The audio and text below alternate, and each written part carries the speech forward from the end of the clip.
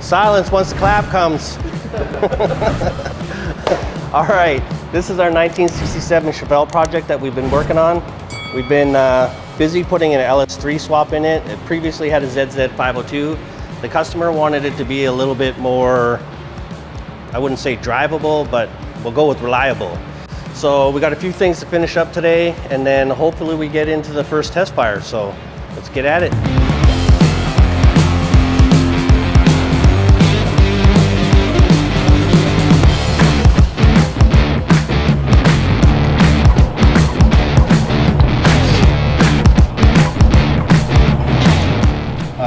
This is the upper rad hose piece for the LS Swap 67 Chevelle that we're working on.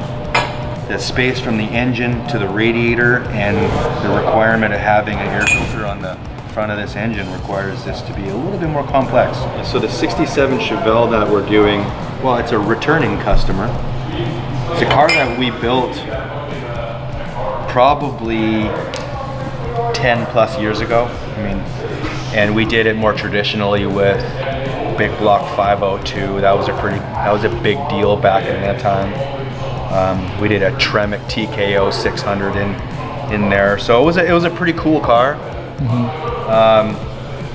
And then a customer wanted to upgrade his driveline, so he did. We put together a little LS3 for him. Super reliable, reasonable, and comparable performance level to what the 502 had, but just a lot simpler car to drive. Yeah. They say there's no replacement for displacement. I believe it to a certain extent, but the LS platform is so good, and the engine that's in that car is going to be bulletproof for that. Yeah. And that car's needs and that customer's requirements for a long, long time. And it has the potential to be evolved in almost any way effortlessly. Yeah. We could go supercharger, turbocharger, nitrous. We're at the very last couple of stages of fabrication, putting things together before we fire it. I think it's going to be fired very soon. Very soon. Awesome. So get the coolant systems sorted out and tidy up a couple of loose ends with the wiring. We're right there. So sweet.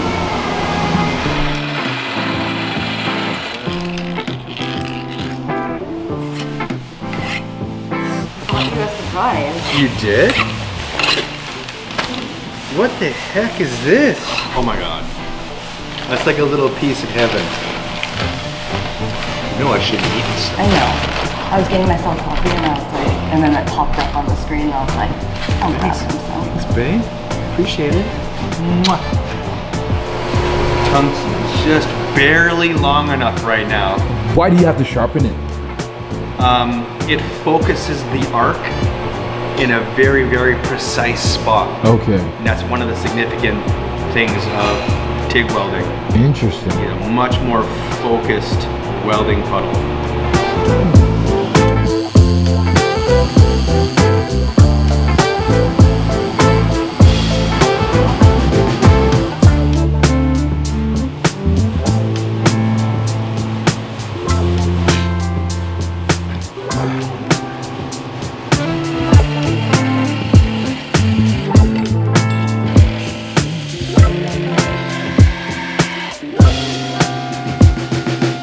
I said, hey Tim, I need a third hand. He said, I'm busy. I'll buy you one. We hired one.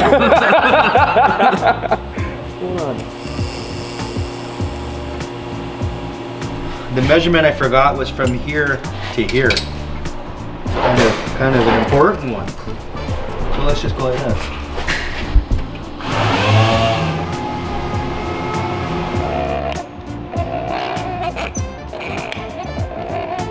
So the top one is like pushing, he's putting pressure on it? Yeah, this just moves this upper die, you know, closer or further away from the lower die. and you can only go so much, like you can only put so much tension on. So a little bit at a time, right? It just needs to have enough of a bump to hold the rubber or silicone on with a clamp and stop it from being able to like physically slide off. Done. Still good. Just got to get some proper hose. We can make these connections. Yep. And once I've confirmed everything is good, and we'll do the final finish. We'll do the Cerakote on it. Sweet. Call it done. Why did you end up going with like the metal as opposed to like just using straight up hose? It's very unlikely to find a hose that would fit this routing.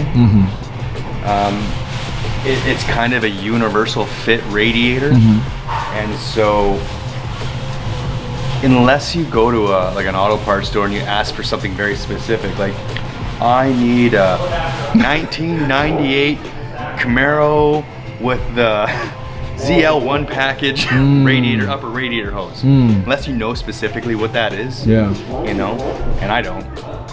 So Interesting. just simpler just to make it. That's cool. This is the fuel pump wire and the fuel sending unit wire up to the gas gauge. So we got to hook these up to the tank and get the black ones grounded up to the chassis points here, and then our fuel pump wiring will be done, and then we can move on. So we can hopefully test fire it today. Today? Okay. Today, yeah. This afternoon we're going to get this thing to make some noise. So Awesome. we got a few wires to hook up here and a few wires to hook up underneath the hood, and then hopefully Tim's got the last of the mechanicals sorted out, and we can get this thing started today. Nice.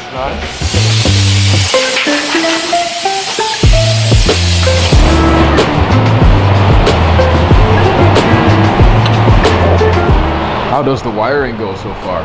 We are ready. Yeah, we're ready for ready to turn this thing on and power it up. So it's just got to get the laptop programmed, and then we can put a tune-up in the ECU and go from there. So Sweet. Yeah. So is it using one of the like tunes that came with the Holly, or are you guys getting an aftermarket one, or is it already aftermarket? Yeah. Basically, Holly has a bunch of like on-file tunes that they run for these things, so you can just download a basic LS1 file, and that'll get us started, and then we can make adjustments from there. Once the thing gets on the street, we can street tune it and get it a little happier. But yeah, that's where we're at. Yeah. Awesome. We'll do it tomorrow at the end. Just do it right the first time.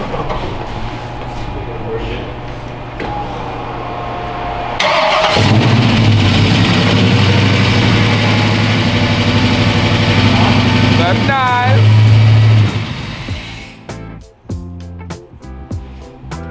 Sweet. There's no gasket in the back over it.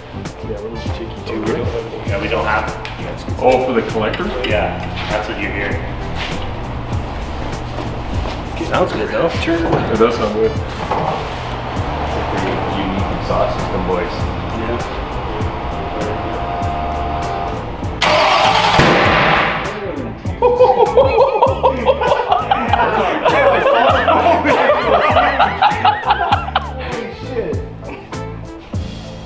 Did it shoot a flame? Yeah. Oh. Big ass flame. Oh, that's cool. Can't get it. No, I don't know if you could get it from here. Yo, it came all the way to the service box. Oh wow. It was like this. What?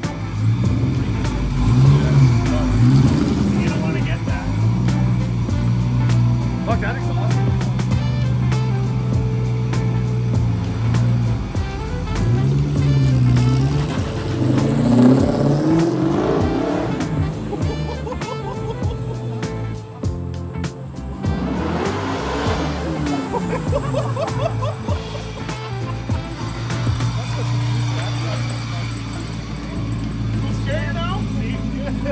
Oh,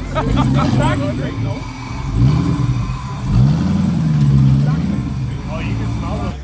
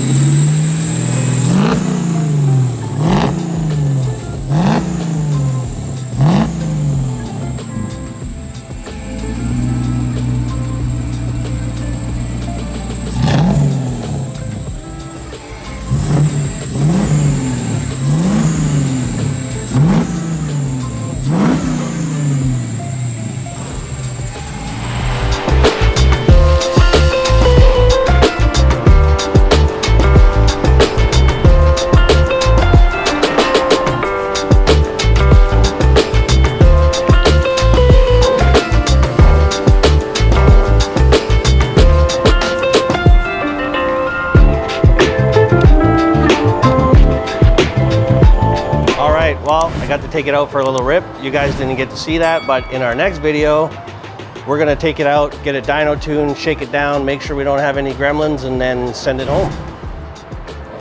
Oh, did I address everything? Huh? Did I address everything? I think so. Yeah, I said next video. Yeah. We're good.